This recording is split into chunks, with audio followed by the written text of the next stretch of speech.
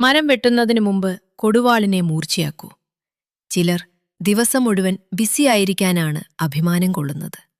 ദിവസം മുഴുവൻ തിരക്ക്, രാത്രിയാകുമ്പോൾ പൂർണ്ണ ക്ഷീണം.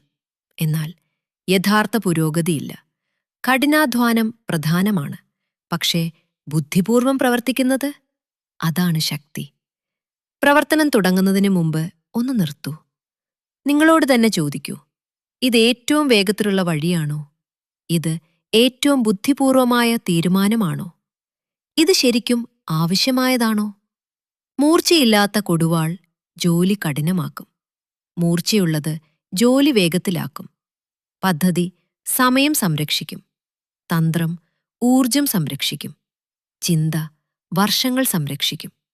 ചലിക്കരുത് മാത്രം, ദിശയോടെ ചലിക്കൂ. കാരണം തന്ത്രമില്ലാത്ത ശ്രമം വെറും ക്ഷീണമാത്രമാണ്. ബുദ്ധിപൂർവം പ്രവർത്തിക്കൂ, പിന്നെ കഠിനമായി പ്രവർത്തിക്കൂ.